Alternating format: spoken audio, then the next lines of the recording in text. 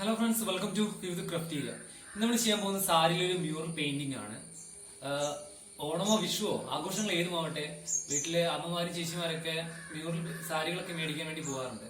പക്ഷെ ഇതിനൊക്കെ 4,000-8,000 രൂപയ്ക്കാണ് മാർക്കറ്റിൽ ചാർജ് ഈടാക്കുന്നവര്. അപ്പോൾ ഇതേ സാരികൾ തന്നെ നമുക്ക് വീട്ടിൽ സ്വന്തമായി ചെയ്യാവുന്നേ ഉള്ളൂ. വരക്കാൻ അറിയാത്ത ആളുകൾക്ക് പോലും ഈസിയായി ചെയ്യാനാവുന്ന രീതിയിലാണ് ഞാൻ ഈ വീഡിയോ തയ്യാറാക്കിയിരിക്കുന്നത്. ഞാൻ ആദ്യമായി പെയിന്റിങ് ചെയ്യുന്ന സമയത്ത് എനിക്ക് കുറച്ച് ബുദ്ധിമുട്ടുകൾ ഉണ്ടായിരുന്നു, കുറച്ച് മിസ്റ്റേക്കുകളൊക്കെ വന്നിട്ടുണ്ടായിരുന്നു. അപ്പോൾ ആ ഒരു മിസ്റ്റേക്കുകളൊക്കെ എങ്ങനെ വരാം, അതൊക്കെ എങ്ങനെ ഒഴിവാക്കാമെന്ന് ഒരു ടിപ്സ് ഒക്കെ പറഞ്ഞുകൊണ്ടാണ് നമ്മൾ ഈ വീഡിയോ മുന്നോട്ടേക്ക് പോകുന്നത്. അപ്പോൾ എല്ലാവരും വീഡിയോ സ്കിപ്പ് ചെയ്യാതെ മുഴുവനായി കാണാൻ ശ്രമിക്കുക. ഇതാണ് നമ്മുടെ വർക്ക്. സാരിയുടെ ഫ്രണ്ട് സൈഡിൽ വരുന്ന രീതിയിലാണ് നമ്മൾ ഈ വർക്ക് ചെയ്തിട്ടുള്ളത്. മുന്തണിയുടെ ഭാഗത്ത് നമ്മൾ വേറെ വർക്ക് ചെയ്തിട്ടുണ്ട്. നമുക്ക് ഓരോ എങ്ങനെ ചെയ്തെടുക്കാമെന്ന് നോക്കാം. പെയിന്റിങ് ചെയ്യുന്നതിന് മുമ്പ് സാരി നന്നായി വാഷ് ചെയ്യണം. സാരിയുടെ മുകളിലുള്ള സ്റ്റാർച്ചൊക്കെ ഒഴിവാക്കാൻ വേണ്ടിയാണ് നമ്മളിങ്ങനെ ചെയ്യുന്നത്. എങ്കിൽ മാത്രമേ നമ്മുടെ പെയിന്റിങ് പെർഫെക്റ്റായി സാരിയിൽ നിൽക്കുള്ളൂ. ഫോട്ടോയിൽ കാണുന്ന പോലെ സാരിയുടെ ഫ്രണ്ട് സൈഡിലാണ് നമ്മൾ പെയിന്റിങ് ചെയ്യാൻ പോകുന്നത്. അതിനുവേണ്ടി മുന്താണിയുടെ ഭാഗത്തു നിന്നും 1 മീറ്റർ 20 സെന്റിമീറ്റർ ലെങ്ത് വിട്ടിട്ടാണ് നമ്മൾ പെയിന്റിങ് ചെയ്യേണ്ടത്. സാരിയുടെ ചുളിവുകളൊക്കെ മാറ്റാൻ വേണ്ടി നമുക്കൊന്ന് അയൺ ചെയ്യാം. വീതിയുള്ള ടേബിളിന് മുകളിലോ അല്ലെങ്കിൽ നിലത്തോ ബെഡ്ഷീറ്റ് വിരിച്ച് അതിന് മുകളിൽ സാരി വെച്ചുകൊണ്ടാണ് നമ്മൾ പെയിന്റ് ചെയ്യാൻ പോകുന്നത്. ഇതാണ് നമ്മൾ വരയ്ക്കാൻ ഉദ്ദേശിക്കുന്ന ഫോട്ടോ. സാരി ഉടുത്ത് നിൽക്കുന്ന ഒരു ഫോട്ടോയിൽ നിന്നാണ് നമ്മളിത് പ്രിന്റ് എടുത്തിട്ടുള്ളത്. അതുകൊണ്ട് തന്നെ നമുക്ക് റൈറ്റ് സൈഡ് ഫുള്ളായിട്ട് കിട്ടിയിട്ടില്ല. അതിനുവേണ്ടി നമ്മൾ കണ്ണൻ്റെ ലെഫ്റ്റ് സൈഡിലുള്ള ഭാഗം നമ്മളൊരു മിറർ ഇമേജ് ഫോട്ടോ പ്രിന്റ് എടുത്തിട്ടുണ്ട്. നമുക്ക് ഇത് ദേവിയുടെ വലത് സൈഡിൽ വെച്ച് കൊടുക്കണം. ഫോട്ടോ എങ്ങനെ ട്രേസ് എടുക്കാമെന്ന് നോക്കാം. ഇതൊരു യെല്ലോ കളർ കാർബൺ പേപ്പറാണ്. ഇത് വെച്ച് അതിന് മുകളിൽ നമ്മുടെ ഫോട്ടോ വെച്ച് ഒരു പെൻസിൽ കൊണ്ടോ പെന്ന് കൊണ്ടോ നന്നായി അമർത്തി വരച്ചുകൊണ്ട് തന്നെ നമുക്ക് ട്രേസ് എടുക്കാം. കസവ് സാരി ആകുമ്പോൾ ഫോട്ടോ ഇതുപോലെ അടിയിൽ വെച്ച് കൊടുത്താലും നമുക്ക് നല്ല ക്ലിയർ ആയിട്ട് കാണാൻ പറ്റും. ഇതേപോലെ വെച്ചുകൊണ്ട് മുകളിൽ ഒരു പെൻസിൽ ഉപയോഗിച്ചുകൊണ്ട് നമുക്ക് നന്നായി വരച്ചെടുക്കാൻ പറ്റാവുന്നേ ഉള്ളൂ. ഓക്കെ, ഇതിലേതാണ് നിങ്ങൾക്ക് കംഫർട്ടായി തോന്നുന്നത് ആ രീതിയിൽ നിങ്ങൾക്ക് ഫോട്ടോ ട്രേസ് എടുക്കാം. ഇനിയിപ്പോൾ സപ്പോസ് നിങ്ങൾക്ക് വരയ്ക്കാനുള്ള കഴിവുണ്ടെങ്കിൽ ആ രീതിയിൽ നിങ്ങൾക്ക് ചെയ്യാവുന്നതാണ്. രണ്ടാമത് പറഞ്ഞ മെത്തേഡ് വഴിയാണ് ഞാൻ ഫോട്ടോ ട്രേസ് എടുക്കാൻ പോകുന്നത്. നിങ്ങൾ കാർബൺ പേപ്പറാണ് ഉപയോഗിക്കുന്നതെങ്കിൽ എപ്പോഴും യെല്ലോ കളറുള്ള പേപ്പർ തന്നെ വാങ്ങിക്കാൻ വേണ്ടി ശ്രദ്ധിക്കുക.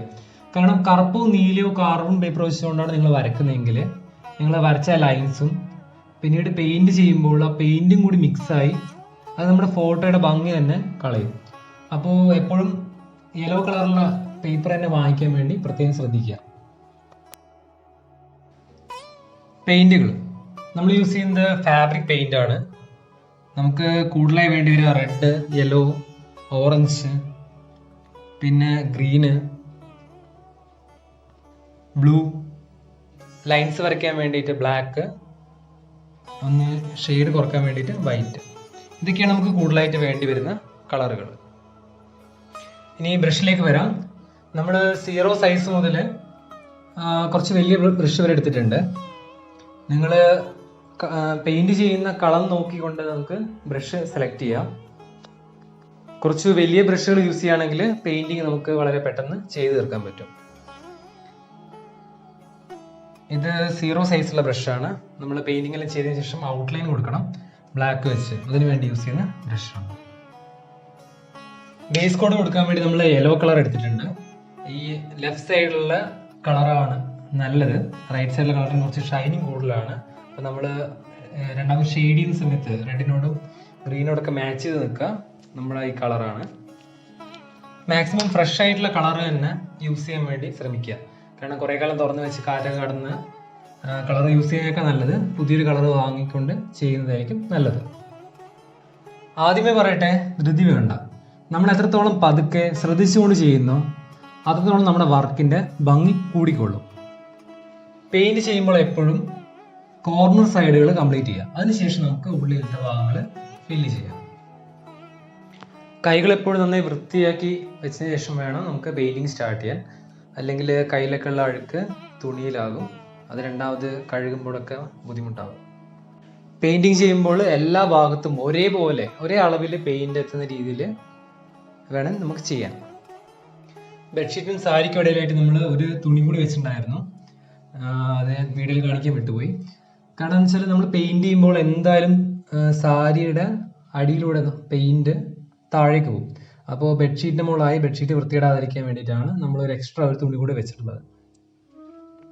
നമ്മൾ യൂസ് ചെയ്യുന്ന ബ്രഷ് കണ്ടാൽ നമുക്ക് മനസ്സിലാകും, ഒരു ഭാഗം പരന്നിട്ടും ഒരു ഭാഗത്ത് കനം കുറവായിട്ടുള്ളതാണ്. ഇങ്ങനെ ചെയ്യുന്നതിന് പകരം ബ്രഷിന്റെ പരന്ന ഭാഗം തുണിയായിട്ട് ഫുള്ള് കോണ്ടാക്ട് വരുന്ന രീതിയിൽ വെച്ചുകൊണ്ട് നിങ്ങൾ പെയിന്റ് ചെയ്യുകയാണെങ്കിൽ ഇതിന്റെ ബോർഡർ ഭാഗങ്ങളൊക്കെ നമുക്ക് നല്ല ഫിനിഷിങ്ങോടെ ചെയ്ത് തീർക്കാൻ പറ്റും. ഇത് കണ്ടോ, ഇതിന്റെ മുകൾ ഭാഗം നമുക്കിപ്പോൾ പെയിന്റ് ചെയ്യണം. നമ്മൾ ബ്രഷിൽ പെയിന്റ് എടുത്തിട്ടുണ്ട്. ബ്രഷ് ചെരിച്ച് പിടിച്ചുകൊണ്ട് താഴത്ത് കൈവച്ചുകൊണ്ട് നമ്മളിപ്പോൾ പെയിന്റ് അപ്ലൈ ചെയ്യണം. അപ്പോൾ ഇങ്ങനെ ചെയ്യുകയാണെങ്കിൽ നമുക്ക് ആ ബോർഡർ നല്ല കറക്റ്റ് ഷേപ്പിൽ നമുക്ക് ചെയ്യാൻ പറ്റും.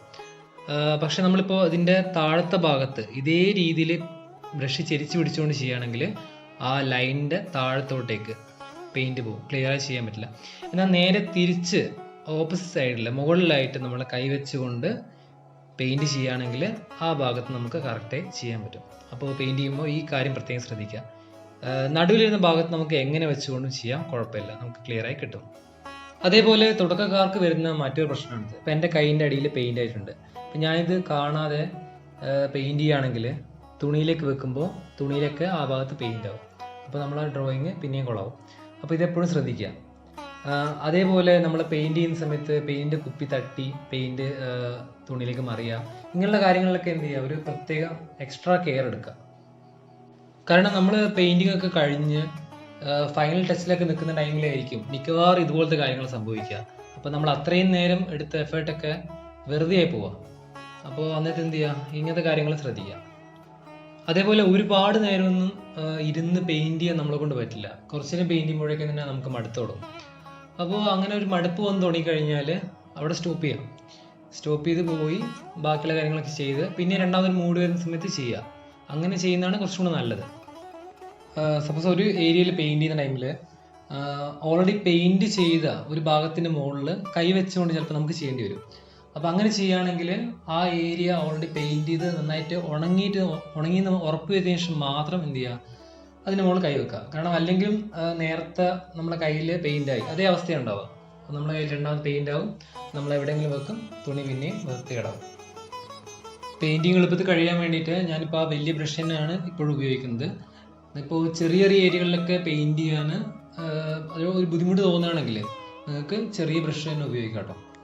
ദേവിയുടെ ഫേസും നമ്മൾ യെല്ലോ കളർ തന്നെയാണ് കൊടുക്കുന്നത്. റെഡിൻ്റെയും യെല്ലോയുടെയും ഒരു ഷെയ്ഡാണ് നമ്മൾ ചെയ്യാൻ പോകുന്നത്. അപ്പോൾ കണ്ണിൻ്റെ ഭാഗങ്ങളൊക്കെ ഒഴിവാക്കി കൊണ്ട് വേണം നമ്മൾ പെയിന്റ് ചെയ്യാൻ. ഇവിടെ നമുക്ക് ചെറിയ പ്രശ്നമുണ്ട്. നമ്മൾ നേരത്തെ പറഞ്ഞ പോലെ ചെരിച്ച് വെച്ച് നമുക്കിപ്പോൾ പെയിന്റ് ചെയ്യാൻ പറ്റില്ല. അപ്പോൾ ഇങ്ങനത്തെ സിറ്റുവേഷനിൽ ബ്രഷ് കുത്തനെ വെച്ചുകൊണ്ട് വളരെ പതുക്കെ ശ്രദ്ധിച്ചുകൊണ്ട് പെയിന്റ് ചെയ്യാവുന്നതാണ്. അടുത്തൊരു കേസ് നോക്കാം. ഇവിടെ നമ്മൾ ബ്രഷ് നന്നായി നീട്ടി പിടിച്ചുകൊണ്ടാണ് കിരീടത്തിന് മുകളിൽ പെയിന്റ് ചെയ്യുന്നത്.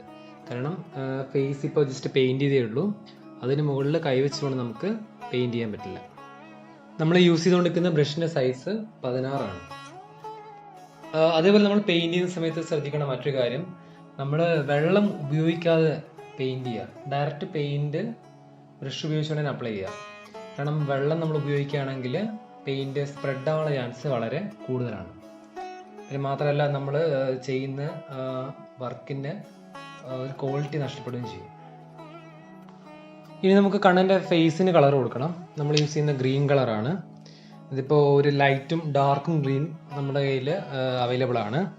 നമ്മൾ ഈ ലൈറ്റ് കളറാണ് യൂസ് ചെയ്യാൻ പോകുന്നത്. ഗ്രീൻ 21 ആണ് നമ്പർ. ഗ്രീൻ 06 നമുക്ക് ഷെയ്ഡിങ്ങിന് വേണ്ടിയിട്ട് പിന്നീട് ഉപയോഗിക്കാം. അതേപോലെ നേരത്തെ ഉപയോഗിച്ച യെല്ലോ കളറ് ഗോൾഡൻ യെല്ലോ 09 ആണ്.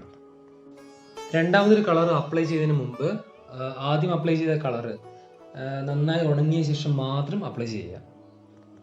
രണ്ട് കളർ കൂടി സ്പ്രെഡ് ആവാനുള്ള ചാൻസ് ഒഴിവാക്കാൻ വേണ്ടിയാണ്.